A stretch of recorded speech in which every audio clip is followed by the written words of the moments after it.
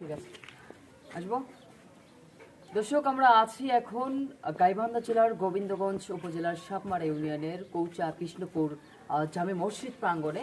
আমরা ইতিমধ্যেই জানতে পেরেছি যে মর্তুজা ফাউন্ডেশন, যেটি বিগত দিনের তুলনায় এখন পর্যন্ত কিন্তু জনসাধারণের জন্য কাজ করে যাচ্ছে, ছোট বড় সকলের জন্য ধর্ম বর্ণ নির্বিশেষে কিন্তু তারা কাজ করে যাচ্ছে। আমরা এখন যেখানে রয়েছি, আমরা মর্তুজা ফাউন্ডেশনের সাধারণ সম্পাদক লিখন সরকার, লিখন ভাইয়ের থেকে আমরা জানতে চাইবো যে আজকে আমরা এখানে সমবেত হয়েছে কেন, এবং মর্তুজা ফাউন্ডেশন আজকেই এই প্রত্যন্ত এলাকায় এসেছে, তার উদ্দেশ্যটা যদি একটু বলতেন।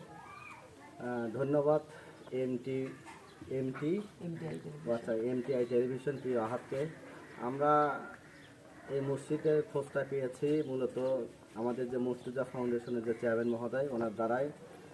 উনি আমাদের যে পুরো টিম, ওই টিমের সাথে আমাদের মানে কথা হয়েছে যে এখানে একটা জরাজীর্ণ একটা মসজিদ আছে, এই মসজিদের যদি আমরা কিছু করতে পারি তাহলে ওনাদের জন্যও ভালো আর আমাদের জন্যও ভালো। এখন ওনাদের জন্য সবচাইতে বেশি ভালো।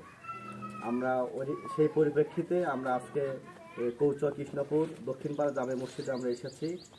ইতিমধ্যে আমাদের আলোচনা শেষ হয়ে গেছে। আমাদের মাঝে উপস্থিত আছেন আমাদের যে মর্তুজা ফাউন্ডেশনের যে 1 নম্বর উপদেষ্টা প্রিয় সাইদ ভাই, বামে উপস্থিত আছেন আমাদের যে চেয়ারম্যান মহোদয়, মর্তুজা ফাউন্ডেশনের যে চেয়ারম্যান মহোদয়, ওনার সুযোগ্য ছেলে সাইদ সহ মর্তুজা ফাউন্ডেশনের যে আমরা যে পরিবারটা, আমরা সব সময় মর্তুজা ফাউন্ডেশন থেকে আমরা বলে থাকি যে আমাদের যে কোনো সময় যে কোনো বিপদ আপদে মসজিদ, তারপর কারো মানে মানে মেয়ের বিয়ে থেকে শুরু করে XYZ, আমাদেরকে যদি যে কোনো মেম্বারের হাতে যদি আমাদের চেয়ারম্যান মহোদয় এবং উপদেষ্টা আছে ওনাদের মাধ্যমে যদি কেউ জানায় দেয়, আমরা সেখানেই হেল্প করব যতটুকু পারি। আমাদের মর্তুজা ফাউন্ডেশনের সামর্থ্য অনুযায়ী আমরা হেল্প করব।